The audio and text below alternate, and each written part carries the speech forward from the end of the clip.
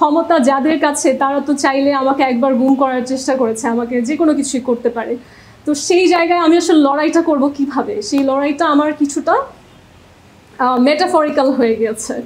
যেমন আমি প্রথম দিন যখন আদালতে যাই তখন আমি একটা বোরখা পরে যাই, এবং এই বোরখাটা কিন্তু প্রতীকী। এই বোরখাটা যেই ব্যক্তির সাথে আমার অনৈতিক সম্পর্ক বলা হচ্ছে সেই ব্যক্তির দেয়া। আমি হাতে করে একটা জায়নামাজ নিয়ে যাই, জায়নামাজটাও কিন্তু সেই ব্যক্তির দেওয়া, এবং সেই ব্যক্তি কিন্তু নর্মাল যে কোনো ব্যক্তি না, তিনি হচ্ছেন ধর্মের রক্ষক। এবং আমি জানি না আসলে তার মনের মধ্যে কি আছে, কারণ আমার সাথে তো তার সামনাসামনি কখনো ঝগড়া বা কিছু হয়নি। কিন্তু আমি যদি এখন দেখি, আমি দেখছি যে ধর্মের রক্ষকরাই আসলে ভক্ষকের ভূমিকা পালন করছে। আমি কি ওয়ার্ডটা ঠিক বলেছি?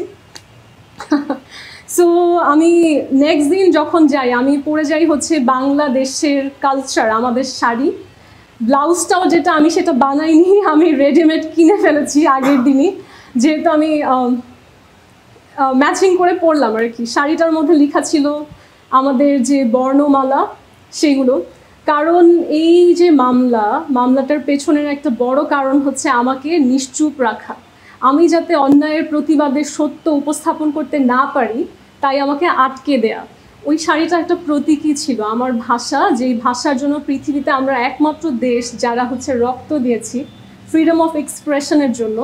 সেই দেশের নাগরিককে যখন আসলে ভুয়া মামলা দিয়ে কিংবা আইন বহির্ভূত ডিটেনশন দিয়ে কিংবা হচ্ছে কোনো অ্যারেস্ট ওয়ারেন্ট ছাড়া, এমনকি প্রপার ম্যাজিস্ট্রেট ছাড়া, যেই ম্যাজিস্ট্রেটের অথরিটি আছে ডিটেনশন দেওয়ার, তিনি ছাড়া অন্য কাউকে দিয়ে সাইন করিয়ে সম্পূর্ণ বেআইনিভাবে জেল হাজতে রেখে হয়রানি করা হয়েছে এবং সেই দেশের মানুষের কাছে তাকে কলঙ্কিত করা হয়েছে, তখন আসলে আমার প্রতিবাদের ভাষা ছিল আমার সেই শাড়িটি, যেটাতে আমাদের দেশের সেই বর্ণমালাগুলো লেখা।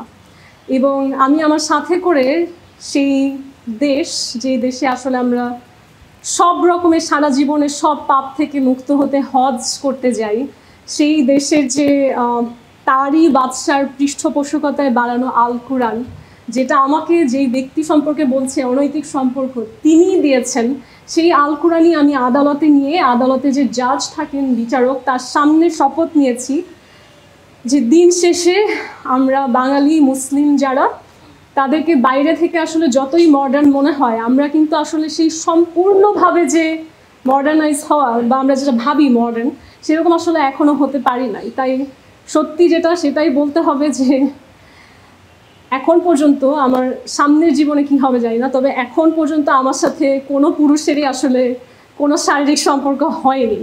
তাই আমাকে নিয়ে আসলে যে কোনো কারোর সাথে কোনো কিছু বলা অনেকটা অনর্থক। এখন আমি এটা নিজেকে খুব ধার্মিক উপস্থাপন করার জন্য বলছি না, এবং এটা দিয়ে আমি ভালো খারাপ সেটাও বলছি না, কারণ আমি দেখেছি অনেক মানুষ বলছে তাহলে কি আপনি বলতে চাচ্ছেন যে যে সমস্ত নারী বা পুরুষের অন্যের সাথে শারীরিক সম্পর্ক আছে তারা সবাই খারাপ? আমি সেটাও বলছি না, আমি শুধু বলছি আমার জীবনে সত্য কি, আমার জীবনে এটাই সত্য। এখন এটা ভালো হোক খারাপ হোক জানি না, যখন আমাকে একটা ভুয়া ভাবে বলা হয়েছে একটা মামলাতে যে ওনার সাথে অনেকের অনৈতিক সম্পর্ক, তখন তো আসলে আমাকে বলতেই হয় যে আমার সাথে যখন কারোই কোনো সম্পর্ক নেই তখন ইটস আ বেসলেস অ্যালিগেশন।